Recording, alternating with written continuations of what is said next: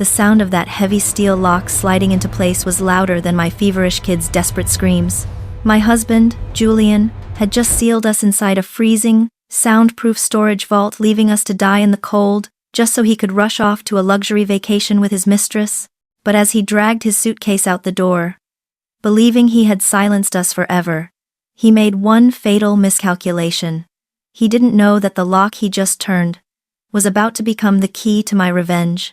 My son's soft, pained moan pulled me from a fitful sleep, shattering the fragile silence of the night. I jolted awake, my hand flying instinctively to his forehead. It was burning like a hot coal against my cool skin. My heart felt as if it were being squeezed in a vice. Noah, my 6-year-old son, was feverish again, but this time, the heat radiating from him felt dangerous, unnatural. I glanced at the digital clock on the nightstand. It was just past 11 p.m. Outside, the wind from Lake Michigan howled through the trees, battering the windows of our sprawling Lake Forest estate. But inside, the only sounds were my son's labored, shallow breathing and the frantic drumming of my own heart. I quickly grabbed a lukewarm washcloth to wipe him down, then took his temperature again. 102. 2 degrees Fahrenheit. The red number on the digital thermometer was a dagger to my eyes. Shaking, I fumbled through the medicine cabinet in the ensuite bathroom. Empty. I had used the last dose of children's ibuprofen that afternoon. We had to go to the hospital. Panic rising in my throat, I scooped his small, limp, and sweltering body into my arms. He felt lighter than he should, a fragile weight that terrified me. I rushed out of the room and down the grand staircase to the living room. My husband, Julian Sterling, was still there. He was sitting on the Italian leather sofa, legs crossed, scrolling through his phone with a look of intense concentration that usually meant he was checking international markets. He was dressed in a brand new bespoke suit, his hair slicked back with expensive gel, a packed Louis Vuitton travel bag resting beside him. He looked like he was heading to a gala, not sitting in his living room at midnight. "Julian," I called out, my voice cracking with panic. "Noah's fever is dangerously high. We have to get him to the emergency room now." Julian looked up, throwing me an annoyed glare. He furrowed his brow, that familiar frown he wore whenever I interrupted his work or his leisure. "Can't you handle one kid, Sarah?" His voice was cold, utterly devoid of concern. "He has a fever, so give him some medicine. Why are you freaking out and ruining my focus? We're out of medicine, and his fever is spiking. I'm scared he'll have a seizure. We need to go, please, Julian," I begged, tears welling in my eyes. Julian stood up irritably, checking his reflection in the hallway mirror. Instead of moving toward me to check on his son, he reached for his suitcase. "Call an Uber. I have an urgent matter to attend to." What could possibly be more urgent than our son? I practically screamed, the absurdity of his indifference lighting a fire in my chest. "Aren't we supposed to go to Lake Geneva tomorrow? You promised you would take Noah and me for the weekend." At the mention of the trip, Julian's expression shifted from annoyance to cruelty. He let out a sneer, a smile that twisted his handsome face into something grotesque. "Lake Geneva? You think you have the right to come? Look at yourself." He gestured vaguely at my stained pajamas and messy hair. "You spend all day smelling like spit-up and cleaning products. You're a disgrace. You just embarrass me. This trip is for me and Monica. Do you understand, Monica?" The name hit me like a sledgehammer. Monica Reed, the owner of Modern Muse Decor, the interior designer he'd been consulting with for months. I knew deep down, I knew everything, but I had bitten my tongue, hoping he would come to his senses for our son's sake. But tonight, he had openly admitted it, openly trampled on 6 years of marriage. "What? What are you saying? How could you?" I stammered, my chest so tight I could barely breathe. "You're ruining the mood," Julian snapped, pulling out his phone again. "Hello, Mon? I'm on my way." "Yeah, just a small problem.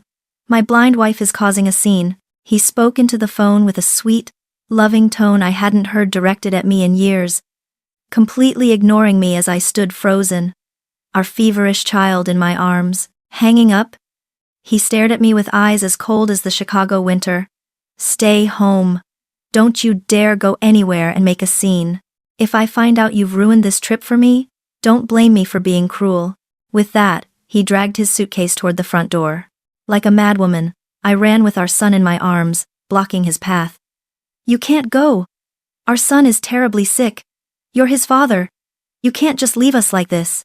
Do you want to die? Move, Julian roared. When I didn't budge, he abruptly dropped his bag, grabbed me by the hair, and dragged me back into the house. Ah! I screamed in pain. Noah, startled by the violence, began to wail weakly in my arms. Without a shred of mercy, he pulled me through the living room, past the kitchen, and toward the heavy, reinforced door of the basement wine vault. It was a state-of-the-art, soundproof room used to store his vintage collection, climate-controlled, windowless, and inescapable. He shoved my son and me inside, the smell of cork and chilled air hitting us instantly. Stay in here and reflect on your behavior. When you learn your place, I'll be back. He slammed the heavy steel door shut. The electronic lock engaged with a mechanical whir and a solid thud. Julian, open the door, don't lock us in here, our son's fever is getting worse. Julian, I pounded on the thick, insulated door frantically, screaming until my voice was raw. But the soundproofing was designed to keep the world out, and it kept our screams in. The only reply was the faint vibration of the floorboards above as he walked away, followed by the distant rumble of his sports car engine fading into the night. Powerless, I collapsed onto the cold, slate floor, clutching my son tightly. Noah was crying uncontrollably, his body growing hotter by the second. In the pitch-black darkness, illuminated only by the tiny red LED of the temperature control panel, all I could hear was my child's gasping breaths and the sound of my own heart shattering into a million pieces. My husband, the father of my child, had just callously locked his own wife and son in a freezer to go vacation with his mistress. Chapter 2. The crash on Interstate 94. The thick, artificial darkness of the wine vault swallowed us whole. Unlike a normal basement, this room was designed to maintain a constant, chilly temperature for the preservation of expensive wines. What was luxury for a bottle of Cabernet was torture for a feverish child. I sat on the freezing floor, pulling a rug from a display corner to wrap around us, holding Noah close, trying to transfer my own meager body heat to him. He had stopped crying hysterically and had drifted off in my arms, but his body was still burning, his breath short and rapid. I pressed my cheek against his forehead, the heat radiating off him like a fire. What could I do? Locked in here with no medicine, no water, and the temperature set to a crisp 55 degrees, my son wouldn't last long. Helplessness and despair tightened around my heart like an invisible vice. I scanned the darkness, searching for a glimmer of hope. There were no windows. The ventilation system hummed with a low, mocking drone. This was a prison my own husband had thrown us into. I took off my thin cardigan, dabbed it with my own tears, and gently wiped my son's forehead and neck. He stirred, his dry lips murmuring in his delirious sleep. Daddy, Julian, Noah misses you. His innocent words were like 1,000 needles stabbing my heart. Fresh tears streamed down my face.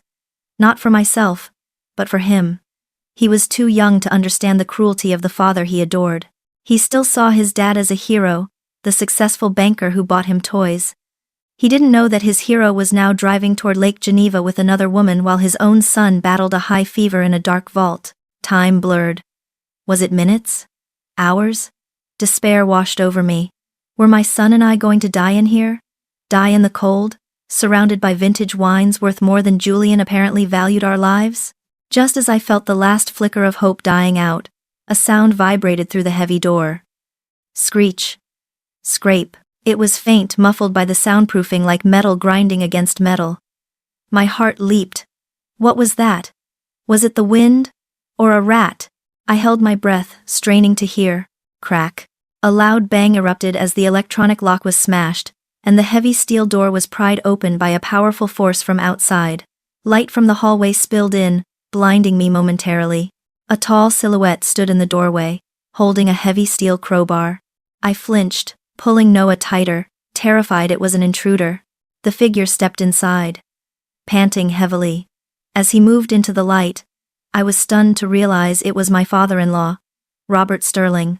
He was in his silk pajamas, his graying hair a mess, his usually calm, stern face etched with sheer panic. "Sarah? Sarah? Are you in there?" His voice trembled, stripped of its usual authority. "Dad," I choked out. When he saw us huddled in the corner between the wine racks, he threw the crowbar to the ground and stumbled toward us. My God, that monster. He dared to do this? To his own wife and child? He knelt beside me, his rough, shaking hand touching Noah's cheek. The heat from my grandson's body made him recoil. "He's burning up. We have to get to the hospital. Now." "How? How did you know?" I sobbed, relief washing over me so hard it made me dizzy. "I couldn't sleep," Robert said, his voice grim.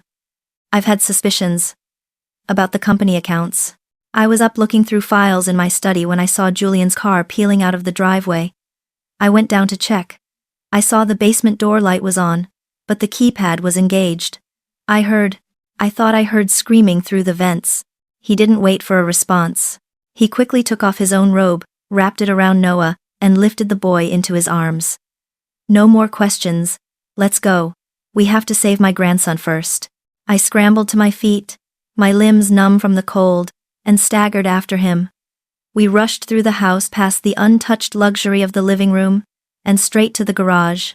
Robert placed Noah in the back seat of his sedan and urged me to get in. "Hurry, Sarah." The car tore through the night, speeding toward Northwestern Lake Forest Hospital. I sat in the back with Noah, stroking his hair. "Dad, Julian," I hesitated. "He's gone." Robert cut me off, his hands gripping the steering wheel so tightly his knuckles turned white. "I saw him leave. I saw her in the passenger seat. I should have stopped him years ago. I was too lenient. I never imagined he could lose his humanity like this." The car sped down the empty streets of Lake Forest.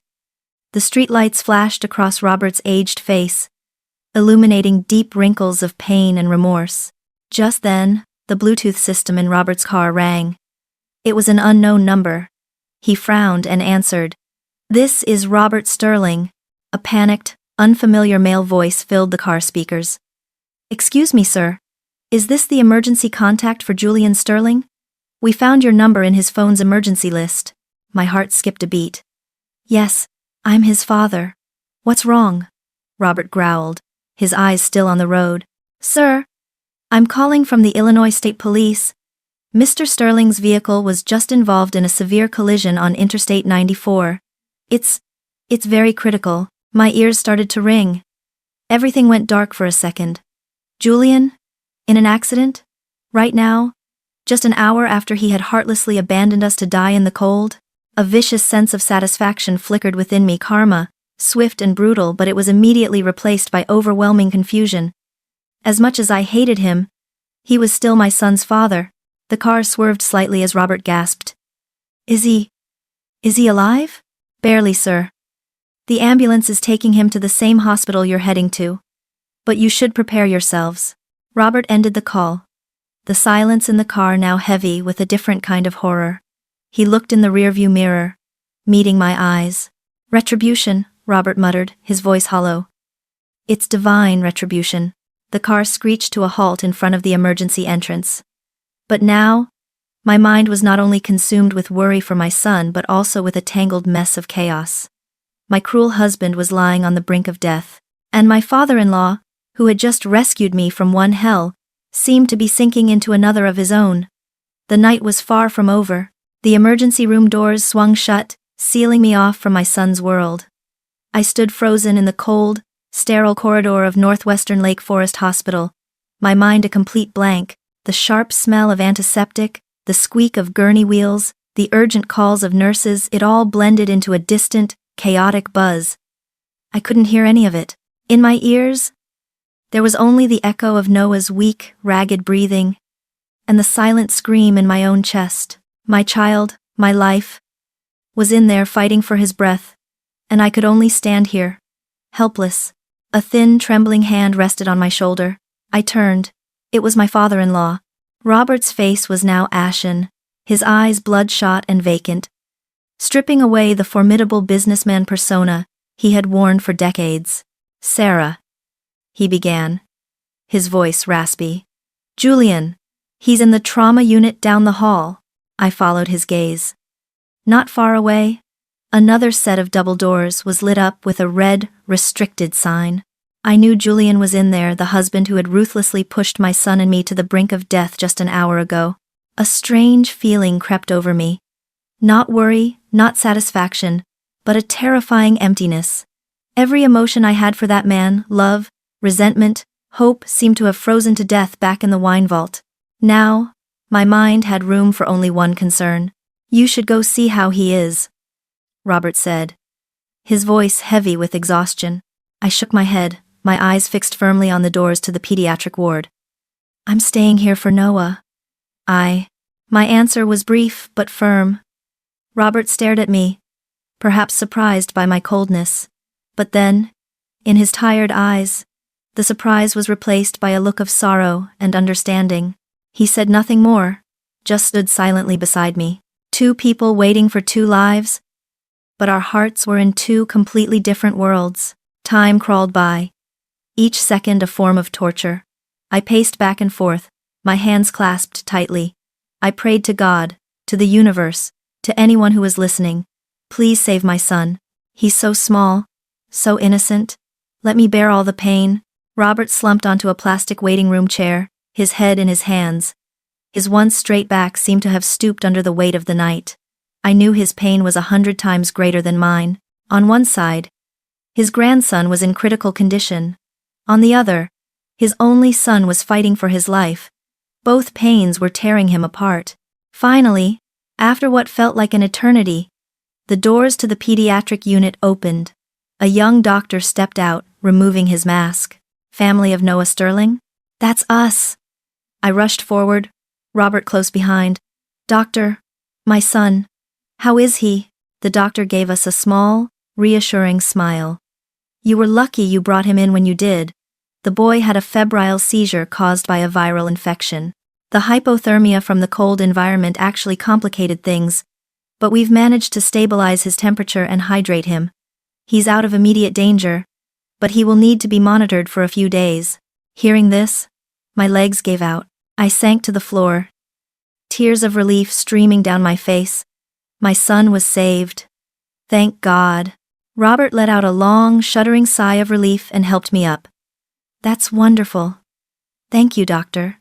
We were allowed to see him briefly. Seeing Noah sleeping peacefully in the hospital bed, his face still pale but his breathing steady, a true sense of peace finally settled over me. I sat by his bed, holding his tiny hand to my cheek. As long as he was here, no other storm mattered. Robert stood at the doorway for a long time, watching us, then quietly turned and left toward the trauma unit. A short while later, he returned. He looked different, older, yet harder. He walked over to me, holding a heavy brass key and a small slip of paper. Sarah, take these. I looked at him, confused. What is this, Dad? It's the key to the hidden safe in my study back at the estate, he said, his voice low and strangely resolute. The combination is Noah's birthday. Dad, what are you saying? Why give this to me now? Robert looked me straight in the eye. His expression was no longer vacant. It was filled with a steely determination I hadn't seen in years. Inside are the corporate seal for Sterling Investments, the deeds to all our properties in Chicago and Aspen, and the access codes to the family trust. From now on, you will hold on to them. I was so stunned I almost dropped the key. Dad, I've been weak for too long, he interrupted. I stayed silent and let you and your son suffer because I didn't want to cause conflict with Julian and Victoria. The price we've paid tonight is too high. Whether Julian lives or dies, he no longer has the right to manage this family. And your mother-in-law, Victoria, has been blinded by money and indulgence. He squeezed my hand over the key. Sarah, I know you are a good, strong, and sensible person. You have a doctorate you never used because Julian wanted a housewife. I can't trust anyone else but you. From now on, you will make all the decisions for this family. Use these to protect yourself and to raise Noah properly. Don't let anyone bully you ever again. Not even Victoria. His words, his trust, brought fresh tears to my eyes. My father-in-law, the man I always thought of as distant, was handing me a sword and a shield. I held the brass key, feeling its weight. It wasn't just metal. It was the weight of a new future opening before me. I nodded slowly. I won't let you down, Dad. Chapter 4. The Audacity of Greed. Just as the weight of Robert's gift settled in my palm, a nurse from the trauma unit ran toward us, looking flushed and out of breath. Mr. Sterling? The doctor needs to speak with Julian Sterling's family immediately. Robert flinched and stood up. I instinctively moved to follow, tucking the key safely into my pocket, but the nurse added something that made both of us freeze. And the patient's wife just arrived. She's making quite a scene out there, demanding to see her husband. The patient's wife? I was standing right here. I was Sarah Sterling, Julian's legal wife of 6 years, the mother of his child. So, who was the woman causing a scene? It had to be Monica. Her audacity had surpassed any limit I could have imagined. She hadn't just stolen my husband. Now, she was trying to steal my identity right here in the hospital hallway. Robert's face darkened, his jaw setting tight. Without a word, he turned and strode purposefully toward the trauma unit. I hurried after him, a fire of rage burning inside me. I wanted to see her. I wanted to see the face of the woman who had helped destroy my family. The hallway leading to the ICU was chaotic. From a distance, I could hear a familiar, shrill voice echoing off the tiled walls. Do you know who I am? I'm Julian Sterling's wife. My husband is in there. Why won't you let me in? What if something happens to him? Can you bear that responsibility? In the middle of a small crowd of nurses and hospital security guards stood Monica Reed. She was dressed to the nines, wearing a tight scarlet cocktail dress that looked like blood against the stark white hospital walls. Heavy makeup, and teetering Louboutin heels. She looked nothing like a worried wife. She looked like a queen inspecting her domain, furious that her subjects were disobeying her. Stop this! Robert's voice boomed, sharp and authoritative, cutting through Monica's tirade like a knife. Everyone turned in surprise. When Monica saw Robert, her face showed a flicker of unease, but it was quickly replaced by a brazen confidence. She ran to him, throwing herself toward him as if to embrace him, beginning a tearful performance. Dad! Dad, you're here! Look at these people. They won't let me see Julian. He's in there, and I don't know if he's alive or dead. I'm so worried, Dad. She sobbed dramatically, pointing at the nurses as if she were the victim. The onlookers, unaware of the situation, began to whisper amongst themselves. Looking at us with sympathy, Robert coldly sidestepped, letting her stumble. He pushed her hands away with a look of utter contempt. What right do you have to call me Dad? His question stunned Monica. The fake smile on her lips froze. Dad, what are you saying? I'm Julian's wife. Robert let out a harsh, chilling laugh. His legal wife, the mother of my grandson, is standing right here. He turned to me, his gaze softening, and took my hand, holding it up for everyone to see. This is Sarah Sterling, my daughter-in-law, the only wife the Sterling family will ever acknowledge. You are nothing more than a home-wrecking third party who destroyed a family. You have no right to be here. Robert's sudden reversal shocked everyone present. Monica's face turned from red to white. She was speechless. She never could have imagined that the wealthy patriarch she had been trying so hard to win over would expose her so brutally in public. Just then, the double doors opened. A senior neurologist emerged. Looking weary. Who is the family of patient Julian Sterling? Robert and I stepped forward, ignoring Monica. That's us. How is our son, doctor? The doctor looked at us, shook his head, and sighed. We did everything we could. Mr. Sterling survived the crash, but he suffered a severe traumatic brain injury from the impact. He's stable now, and we've saved his life. But, he paused, as if searching for the least painful words. The brain damage is extensive. It is highly likely he will never wake up. He will live in a persistent vegetative state. A vegetative state. The words struck me like a physical blow. Even though the love was gone, hearing that the man I had once shared my life with would spend the rest of his days as a soulless body, still filled me with a sense of heavy sorrow. but the one who completely broke down was Monica. "No, that's impossible," she screamed, her voice shrill and crazed. "Julian can't be like this. He promised to marry me. He promised to buy me the penthouse in the Gold Coast. You're lying. All of you are lying to me." She lunged forward, trying to force her way into the ICU, but was restrained by security guards. Greed and desperation had stripped away her mask of elegance. "Let me go. Julian, my money, my mansion, my cars," she shrieked, struggling against the guards. Her delirious words unintentionally exposed everything. The crowd now understood. They looked at her with open disgust. She wasn't here because she was worried about Julian's life. She was worried about the fortune he had promised her. Robert signaled to security. "Get her out of here. Don't let her filth contaminate this place." Monica was dragged away, still screaming curses about her investments. Her flashy red figure disappeared down the hall, leaving behind a heavy silence. "It's you, you curse!" A new voice screeched from the entrance. I turned to see Victoria Sterling, my mother-in-law, storming toward us, draped in furs. She ignored the commotion and pointed a finger straight at my face. "You ruined my son. From the day you set foot in our house, my family has never known peace. Now you've done this to him. Are you satisfied now?" Her venomous words echoed through the hallway, but this time, I didn't lower my head. And before I could speak, Robert stepped in front of me, his tall frame blocking his wife's attack. "Be quiet, Victoria," he roared, his patience finally snapping. "Do you have any idea what your precious son just did?"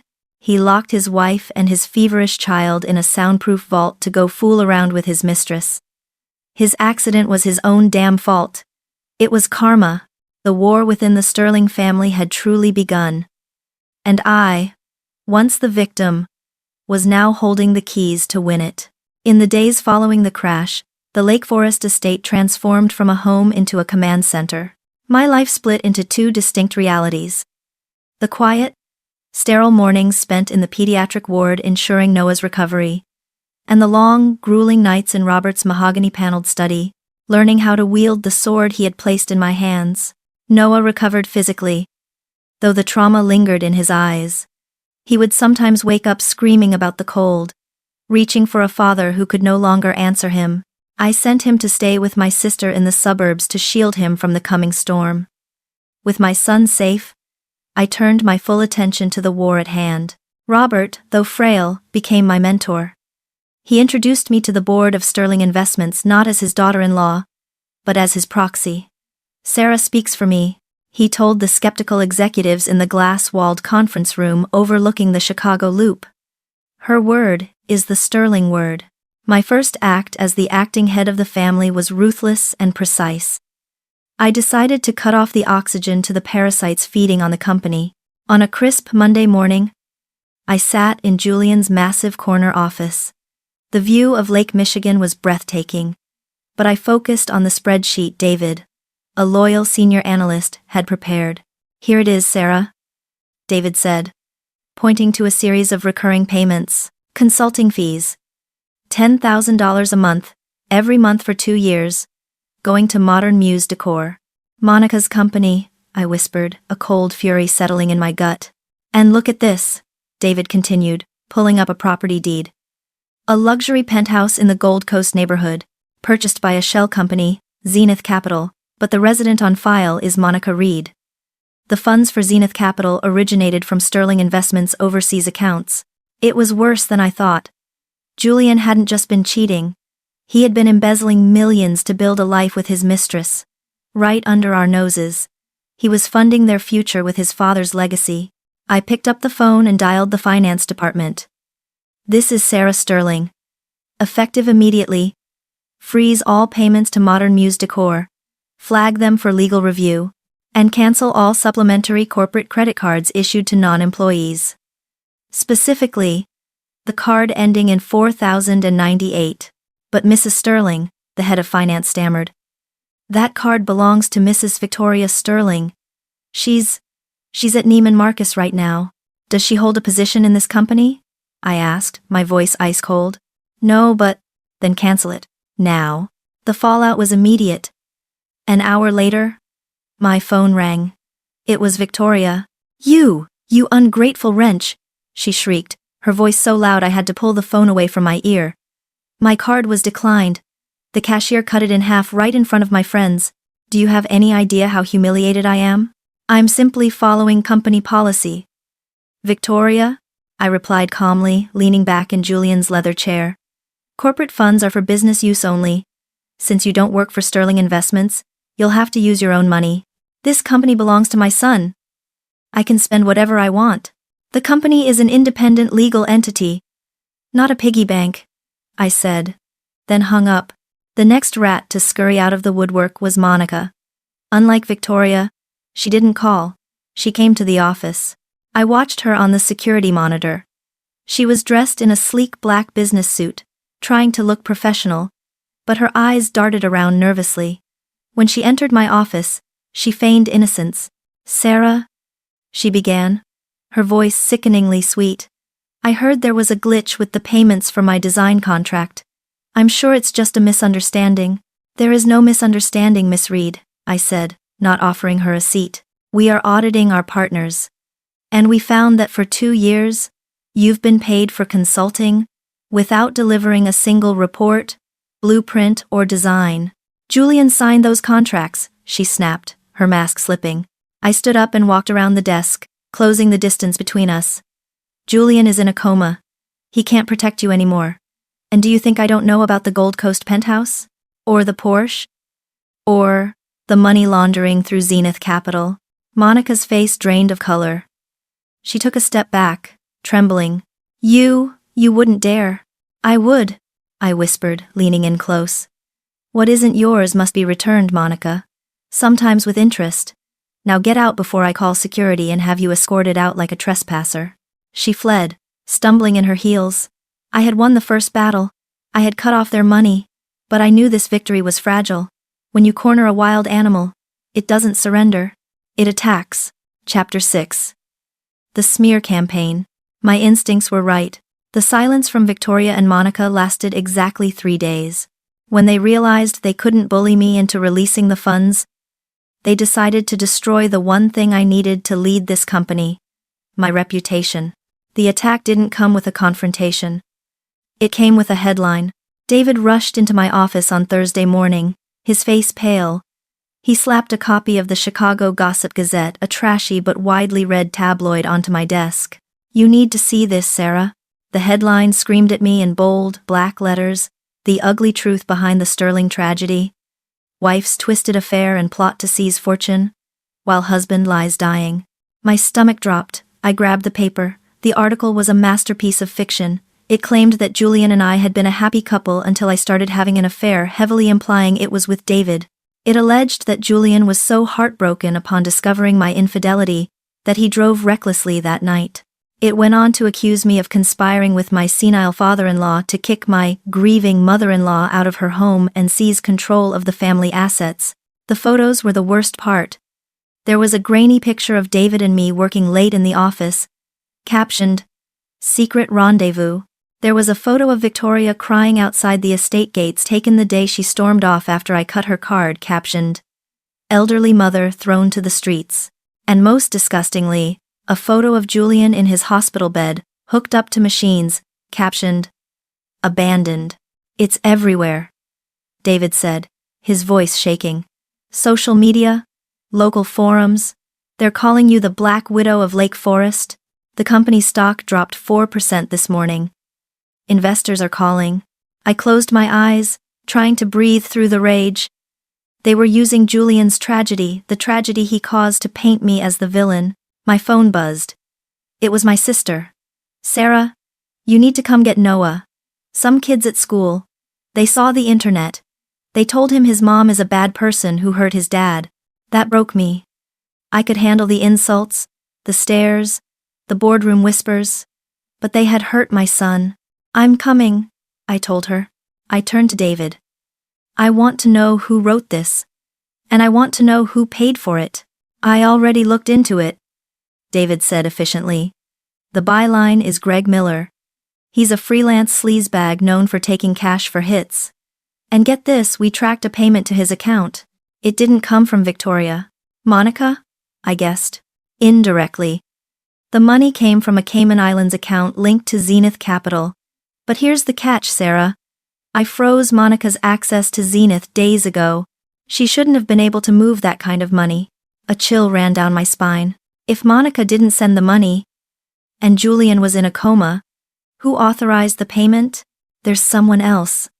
I realized, staring at the skyline. Someone else is pulling the strings. Monica is just the face of it. Zenith Capital isn't just a slush fund for a mistress, it's connected to something bigger. What do we do? Press conference? Deny it? David asked. No, I said, my eyes hardening. If we deny it, we look guilty. If we fight in the press, we get muddy. They want a show? I'll give them a show. I recalled the strategy Robert had taught me about hostile takeovers. Lure the enemy into a position of confidence, then crush them when they overextend. We're going to hold a family meeting, I said, a plan forming in my mind. A reconciliation meeting at the estate. Invite Victoria. Invite Monica. Tell them I'm ready to step down and discuss the distribution of assets. David looked confused. You're surrendering? No, I smiled. But it didn't reach my eyes. I'm setting the stage. I want you to leak the location of this meeting to Greg Miller. Tell him he'll get the scoop of the century. And David, I added, pointing to the computer. Keep digging into Zenith Capital. Find out who else has signatory power on that account. I have a feeling that whoever it is, they are the real monster in this story. The trap was set. Victoria and Monica thought they had won. They thought the pressure had broken me. They had no idea that I was done playing the victim. I was about to burn their entire narrative to the ground, and I would do it with the whole world watching. The reconciliation meeting was set for a gloomy Saturday afternoon at the Lake Forest estate. The location was symbolic. It was the seat of the Sterling family power, the guardian of its legacy. Today, I intended to use that legacy to crush those who had defiled it. I arrived early with Robert. I wasn't wearing a power suit. Instead, I chose a simple, elegant white dress and minimal makeup. I wanted to appear as a mother and a grieving wife, a stark contrast to the venomous viper the tabloids had painted me as. Victoria and Monica arrived together in a chauffeured car. Victoria was still playing the victim perfectly, leaning heavily on a cane she didn't actually need, her eyes red-rimmed. Monica wore a somber black dress that cost more than a mid-sized car, looking respectable but unable to hide the triumphant glint in her eyes. They thought I was surrendering. They thought I was handing over the keys to the vault. The family elders, uncles and cousins who held shares in Sterling Investments arrived one by one. Their eyes held a mix of scrutiny and pity as they looked at me. The poison Greg Miller had written was working. They looked at me like I was a disease. When everyone was seated in the formal drawing room, under the gaze of oil portraits of dead Sterlings, I stood up and bowed my head. Uncles, aunts, thank you for coming, I said, my voice soft and trembling slightly. I've invited you here to resolve the misunderstandings that have troubled our family. I know the rumors have stained our honor, and for that, I am truly sorry. Seeing her chance, Victoria launched her attack. It's good you recognize your sins, Sarah, she sniffled, dabbing a dry eye with a lace handkerchief. What mother doesn't love her son? But you threw me out on the street while my son lies dying. Before I could respond, a commotion erupted at the French doors leading to the garden. Flashbulbs popped, blinding us. A group of reporters, led by the sleazy Greg Miller, pushed their way in. What is the meaning of this? An uncle shouted. Victoria and Monica exchanged a quick, confused look that turned into a smirk. They assumed I had lost control, or perhaps that the press had smelled blood on their own. My apologies, I said, feigning distress. It seems someone leaked our private meeting, but, since they are here, perhaps it is for the best. Let everything be transparent. I have nothing to hide. Victoria, emboldened by the audience, stood up and delivered her monologue. She recounted the fabricated story from the tabloids with Oscar-worthy conviction. Then Monica stood up. I was just a close friend to Julian, Monica said, looking into the cameras with wide, innocent eyes.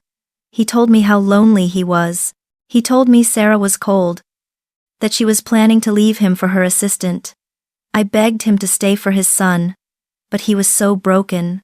She paused, wiping a tear. Sarah even said she couldn't waste her youth on an invalid. The room buzzed with murmurs of disgust. All eyes were on me, sharp as knives. Greg Miller was scribbling furiously. I waited until the noise reached a crescendo. Then, I slowly stood up. My demeanor changed instantly. The trembling wife vanished. The CEO appeared. "Are you finished?"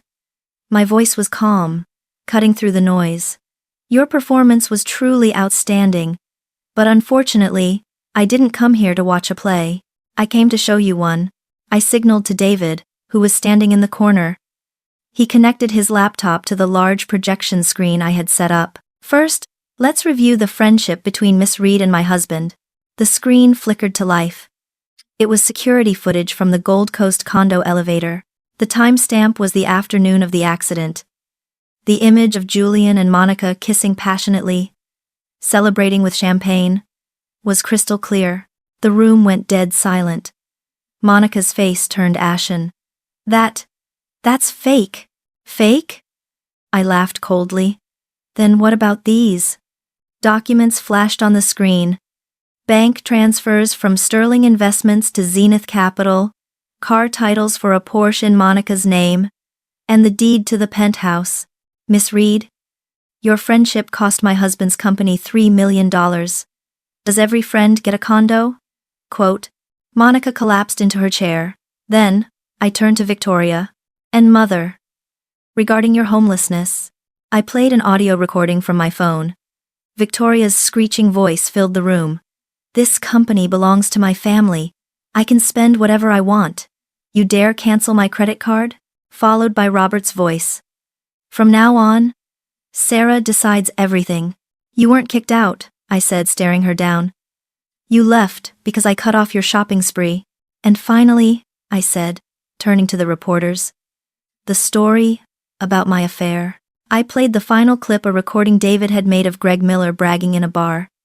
"Yeah, the mistress, Monica, paid me 10 grand. Gave me all the fake info. Said if we destroy the wife, she gets the estate." The silence in the room was heavy, suffocating. Then, the flashbulbs erupted again, this time aimed squarely at the two women shrinking in their seats. "Get out," Robert said, standing up. "You are a disgrace to the Sterling name." Victoria fainted. Monica tried to run but was blocked by the cameras. The trap had snapped shut. Chapter 8. Shadows and Syringes. The victory at the estate felt hollow. Victoria was disgraced, hospitalized for exhaustion, a polite term for a nervous breakdown, and Monica was facing charges for fraud and embezzlement. Greg Miller's career was over. But as the dust settled, the true darkness of the situation began to emerge. David and I were back at the office, sifting through the wreckage of Zenith Capital. "Sarah, look at this," David said, pointing to a transaction log on his screen. "We traced the funding for Zenith Capital. It wasn't just Julian skimming off the top. There was a massive injection of cash, $2 million from a company called Apex Holdings." "Apex Holdings?" I frowned. "I've never heard of it." I ran a background check. It's a shell company registered to a man named Damian Sterling. My blood ran cold. Damian, Julian's distant cousin, the black sheep of the family. He had been fired years ago by Robert for stealing construction materials and had rumors of gang connections tied to his name. "And look at the project map," David continued. "Apex is buying up land in Lake Geneva, exactly where Julian was heading. They're using intimidation to force farmers to sell cheap, then rezoning it for luxury resorts. It's a money laundering operation, Sarah. Julian wasn't just cheating, he was washing dirty money for an organized crime ring run by his cousin." Suddenly, the accident on Interstate 94 made sense. David pulled up the police report. Witnesses saw a black truck force Julian's car into the median. It wasn't an accident, it was a hit. Julian knew too much. Or maybe he got greedy. Either way, they tried to kill him. And if he woke up, he's a witness, I realized, grabbing my coat. "David, call the police protection unit. Robert knows. We have to get to the hospital. Julian isn't safe."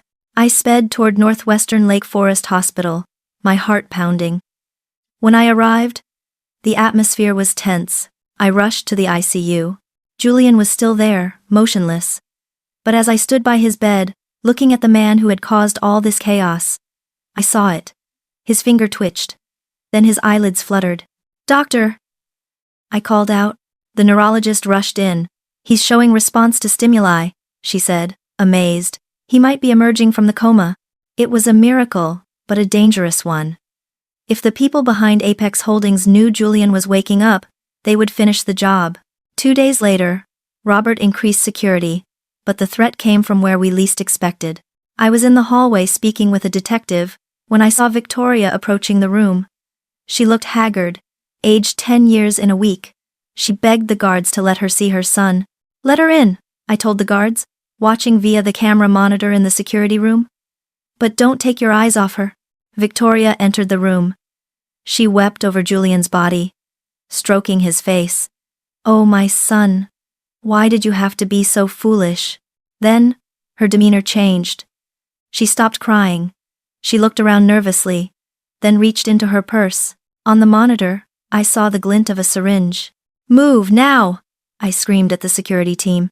We burst into the room just as Victoria was uncapping the needle, her hand shaking violently, aiming for Julian's foreline. "Stop!" I lunged forward, grabbing her wrist. The syringe clattered to the floor, skittering across the linoleum.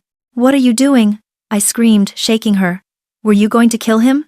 Victoria collapsed to the floor, wailing like a wounded animal. "I had to. I had no choice." "Who made you do this?" Robert demanded, entering the room, his face purple with rage. "Damien," she sobbed. "He called me. He said if Julian wakes up and talks to the police, they'll kill us all. He said they'd kill Noah. He said the only way to save the family is if Julian doesn't wake up." I stared at the syringe, then at the woman curled on the floor. The rot in this family went deeper than greed. It was fear. Pure, primal fear. "Arrest her," I told the police officers standing in the doorway. As they dragged Victoria away, she looked back at me, her eyes wide with terror. "It's not just Damien, Sarah. Damien is just the muscle. There's someone else. The chairman. You don't know who you're fighting." I looked at Julian, whose eyes were now open, staring blankly at the ceiling, tears leaking from the corners. He had heard everything. The war wasn't over. We had caught the rats. But the snake was still in the grass. And now, I had to hunt him down before he came for my son. The confession of a broken mother was the key that unlocked the entire criminal empire. Victoria's terrified admission that she had been coerced by Damien Sterling and a mysterious chairman gave the police exactly what they needed. Based on the digital trail David uncovered in the Apex Holdings server and Victoria's testimony, the authorities launched a massive, coordinated raid. They tracked Damien to a private airfield on the outskirts of Chicago, where a Gulfstream jet was fueling up for a non-extradition country. I stood on the tarmac, the cold wind whipping my hair, watching from the safety of a police cruiser as the SWAT team surrounded the plane. They dragged 2 men out in handcuffs. The first was Damien Sterling, the scarred enforcer who had orchestrated the hit on Julian. But the second man, the chairman, made my blood run cold. As the officers pushed him into the back of the van, the flashing red and blue lights illuminated his face. It was Thomas Thorne, a man who had been a fixture at our family Thanksgiving dinners for a decade. He was Robert's oldest friend, a godfather to Julian, and a respected pillar of the Chicago business community. Greed truly has no loyalty. Thorne had used Julian's weakness and Damien's brutality to siphon millions from Sterling Investments, intending to bankrupt us and swallow the company whole. He was the one who had ordered the hit on Julian when the audit started getting too close. Robert, standing beside me, turned away, his shoulders shaking. He didn't say a word. But I knew a part of him died that night, along with his trust and friendship. Justice, though delayed, was swift. Thorne and Damien were charged with racketeering, attempted murder, and money laundering. Victoria, due to her cooperation and fragile mental state, was placed under house arrest in a small cottage on the estate grounds, far away from the levers of power.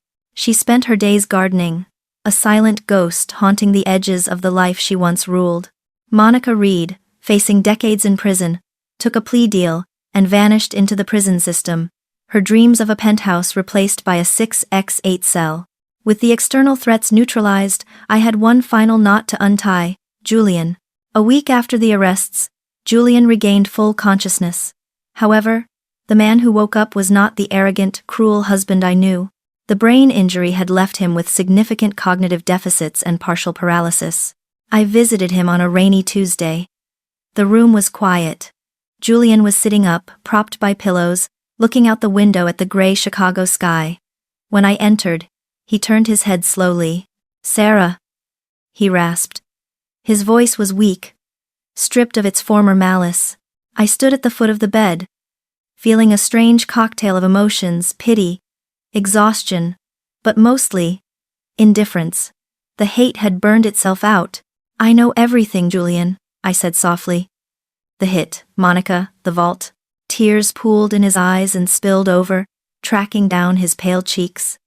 He tried to reach for my hand, but his arm trembled too violently. "I'm sorry." 2 words. Too little, too late. I looked at him, really looked at him. I could have crushed him. I could have left him to rot in a state facility. I could have denied him access to his son forever. It would have been sweet revenge. But then I thought of Noah. I thought of my son's heart, which was still so pure and full of love for his father. If I chose vengeance, I would be planting seeds of hatred in my son's life. I made my choice. "I'm filing for divorce, Julian," I said, my voice steady. "You will sign everything over. You will have no claim on the company, the estate, or our finances." He nodded weakly, accepting his fate. "But," I continued, "I won't abandon you. I've arranged for you to be transferred to a private rehabilitation center in Lake Geneva. You'll get the best care. And I will bring Noah to visit you. Not for you, for him." Julian broke down, sobbing uncontrollably. It was the sound of a man who realized he had thrown away a diamond to play with stones, only to lose everything 5 years later. The view from the CEO's office at Sterling Investments was magnificent. The company was thriving, cleaner and stronger than it had ever been under the previous generation. Robert had fully retired, spending his days playing chess in the park, finally at peace. But my greatest achievement wasn't the soaring stock price or the Businesswoman of the Year award on my desk. It was waiting for me downstairs. I walked out of the building to find a tall, healthy 11-year-old boy waiting by the car. "Mom!" Noah shouted, running to hug me. "Ready for our trip?" I asked, ruffling his hair. "Yeah. Dad loves the apple pie we made." We drove up to the care facility in Lake Geneva. Julian was in a wheelchair in the garden. He looked older, frail, but peaceful. His memory was spotty. He often forgot the crimes, the mistress, the vault. He only remembered that he had a son named Noah and a wife named Sarah who saved him. I watched from a distance as Noah excitedly showed Julian his soccer trophy. Julian smiled, a simple, childlike smile that reached his eyes. Later that afternoon, Noah and I walked along the shore of the lake. The sun was setting, painting the water in shades of gold and violet. The air was crisp, reminding me of that terrible night 5 years ago. But this time, the cold didn't scare me. "Mommy?" Noah asked suddenly, stopping to skip a stone. "Yes, honey? Are you happy?" I stopped, taken aback by the question. I looked at my son, at his bright, clear eyes that held no shadows of the trauma we had escaped. I looked at the vast, open sky. I thought about the woman locked in the freezing wine vault, terrified and powerless. She felt like a stranger now. The darkness of that vault had been intended to break me, but instead, it had forged me. It forced me to find the light within myself, to become the protector my son needed. I smiled, a truly serene smile that came from the deepest part of my soul. "Yes, my love," I said, taking his hand. "Mommy is very happy." The wind blew gently around us. No longer a howling monster, but a whispering promise of a peaceful tomorrow. We turned and walked back toward the car, leaving the long, dark night forever in the past.